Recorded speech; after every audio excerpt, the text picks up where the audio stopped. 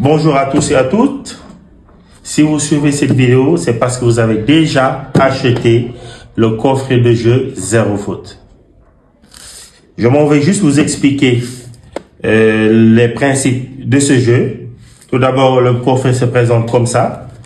Quand on ouvre le coffret, on a le plateau de jeu qui se déplie comme ça, d'accord? Comme ça, n'est-ce pas? Et ensuite, si vous voyez bien, il y a le plateau de jeu miniaturisé qui forme vraiment le décor du coffret. Et vous avez vu les 4 couleurs. Donc, qu'est-ce que vous faites? Vous retirez tout simplement les cartes. Tout simplement les cartes. Voilà. Quand vous ouvrez la boîte, vous avez ces accessoires qui composent le jeu. Vous avez d'abord le règlement, d'accord? En recto comme en verso, et qui se place dans le coffret de jeu. Dedans, vous avez aussi les pions. Vous avez 7 pions de couleurs ou de tailles différentes, de formes différentes. Vous avez un dé. Vous avez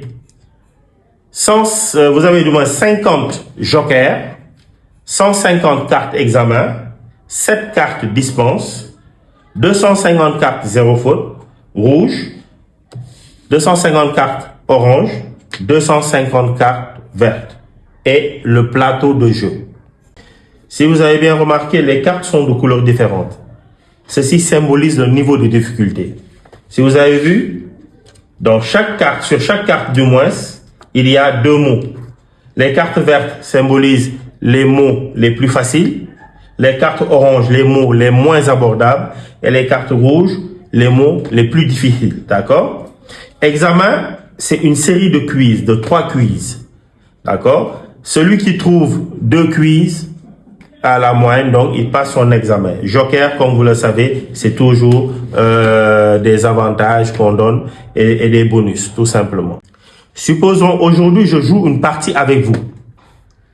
Donc, pour choisir celui qui joue en premier, je répète, le jeu se joue de 2 à 7 joueurs. L'idéal, c'est de 2 à 5 joueurs, mais on peut aller jusqu'à 7 joueurs.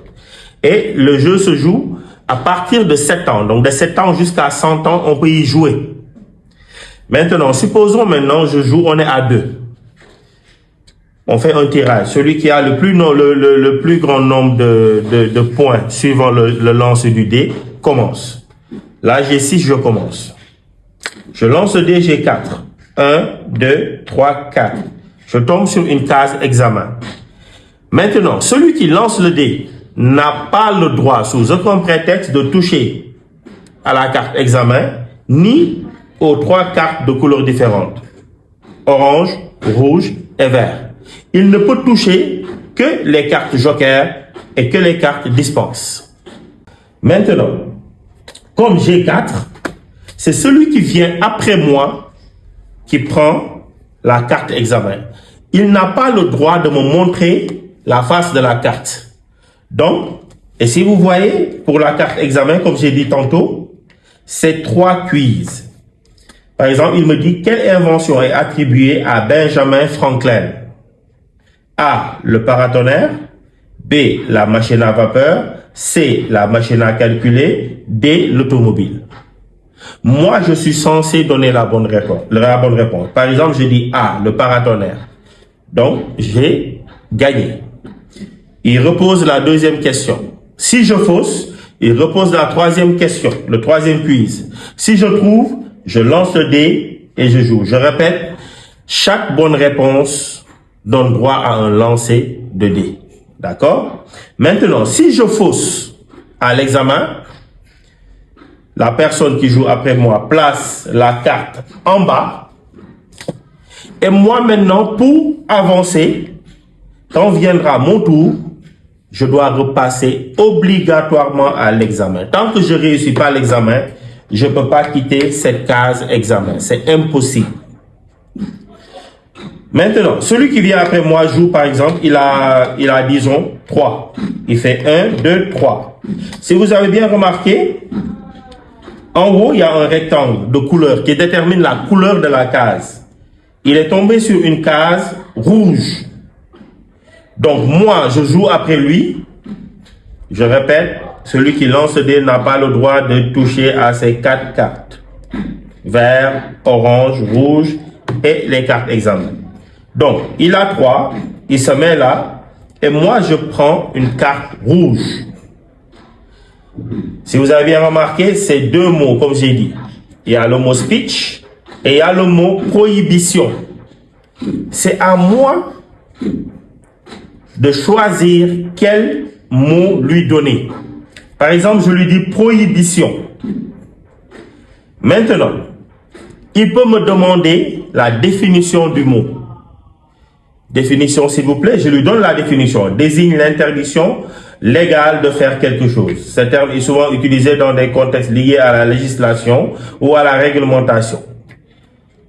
Il peut me demander de mettre le mot dans une phrase. Exemple. Je lui donne un exemple. Si vous avez bien remarqué, l'exemple est produit ici. Il peut même me demander la nature, le genre. Non, c'est un nom au féminin. Il peut me demander même l'origine du mot. Le mot prohibition vient du latin prohibitorem, de prohibition, qui veut dire prohiber. Maintenant, quand je lui ai donné toutes ces indications, après lui avoir donné toutes ces indications, il est censé épeler le mot prohibition. Il y a des subtilités. Pourquoi? S'il orthographie bien le mot prohibition, j'ai dit tantôt que chaque bonne réponse doit un nouveau lancer. Donc, il relance le dé et il continue à jouer, il continue d'avancer. S'il orthographie mal, il reste là, et quand viendra son tour, il lance le dé et il continue encore. C'est comme ça. Mais s'il fausse, il est de facto éliminé. Donc, son tour passe et moi je joue. Maintenant, pour ce mot, comment épeler le mot? Quel est le protocole d'épellation? Il est censé répéter le mot avant l'épellation. Et dès qu'il commence à épeler, il ne peut plus revenir sur les lettres qu'il a déjà eu à épeler. Même s'il se rend compte qu'il a fait une erreur. Il ne peut plus revenir sur ces lettres. Ça, c'est la première des choses. Il ne peut pas commencer l'épellation et ensuite poser une question. C'est pas possible. Donc, dès qu'on commence l'épellation, par exemple, j'ai dit prohibition s'écrit.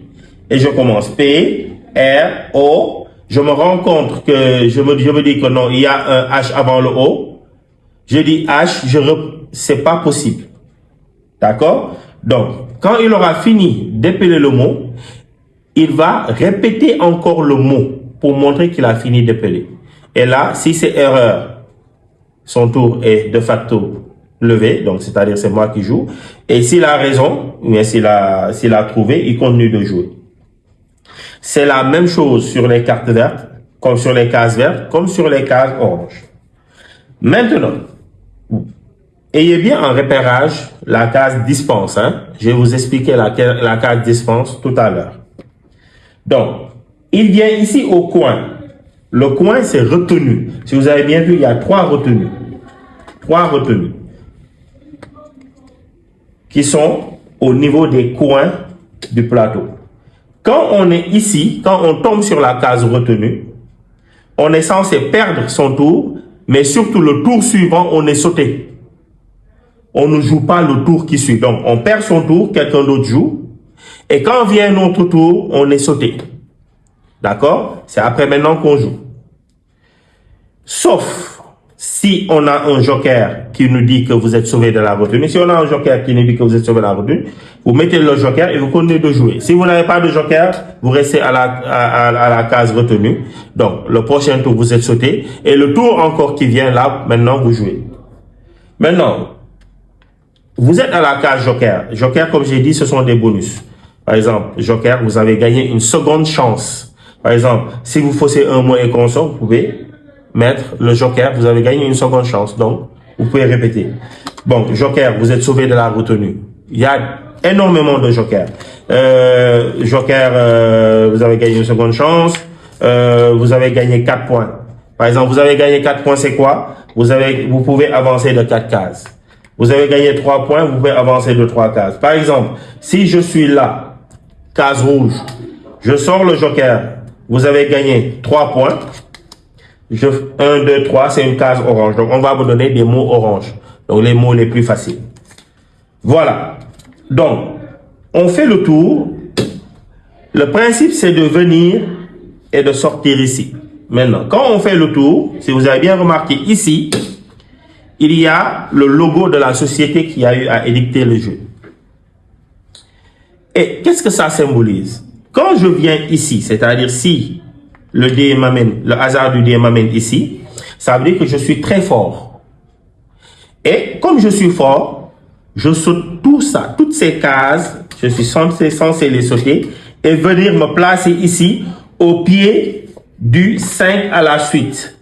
Ça, on appelle cette colonne le 5 à la suite. C'est-à-dire, pour sortir gagnant du jeu, il faut se mettre là et trouver 5 mots à la suite. C'est-à-dire sans fausser un seul mot. Et il y a des subtilités aussi. Le 5 à la suite se joue que sur les cartes rouges. Que sur les cartes rouges. À moins d'avoir soit un joker. Tout à l'heure, j'ai sorti un joker qui nous dit, par exemple, vous gagnez un palier sur le 5 à la suite. C'est-à-dire, quand vous sortez ce joker, vous avez un palier, donc vous êtes là. Donc, vous faites plus le 5 à la suite, vous faites le 4 à la suite. Vous pouvez gagner 2 paliers, hein. Si vous gagnez 2 paliers sur le 5 à la suite, donc vous êtes au niveau 2 et vous faites seulement 3 à la suite. Donc, on vous donne 3 cartes, 3 mots difficiles. Par exemple, si vous avez un joker où c'est écrit joker 3 à la suite, case verte. Ça veut dire que vous pouvez faire 3 cases avec des mots verts. Donc, dès que vous placez là, vous sortez le joker. On vous donne 3 mots sur les cases vertes. Donc, par exemple, on vous donne 3 mots. On vous donne contempteur. On peut vous donner innovation. Et on peut vous donner sycophante. Donc, ce sont les mots les plus faciles. Donc, ça vous aide. Mais sur les 2 dernières cases, on doit vous donner impérativement des mots rouges, c'est-à-dire des mots très, très difficiles. Voilà. Maintenant, toujours, je disais que si je viens d'ici. Donc, si je viens là, j'ai pas droit au joker. Si je viens d'ici, je dis bien si je viens du logo de First Media Group. Je saute tout ça, je me mets là et on me donne 5 mots sur les cartes rouges. Donc, celui qui vient après moi prend 5 cartes. 5 cartes. Voilà. Et me donne 5 mots. 5 mots au choix. Hein, c'est lui qui choisit les mots qu'il me donne. Il peut me dire zinzibulé. Je dois trouver zinzibulé. Ensuite, il y a érythrophobie. Si je trouve, c'est bien. Isotherme. Si je trouve, c'est bien. Torréfacteur ou dard. Si je trouve, c'est bien. Prohibition, si je trouve, c'est bien. Si je trouve les 5, je suis là, j'ai gagné. Mais si je fausse, ne serait-ce un, je viens, je trouve les 4 et je fausse le 5e, parce que je viens de là, je ne retourne pas là, mais je retourne ici, là où j'étais venu. Et quand viendra mon tour, je vais refaire le parcours normalement jusqu'ici.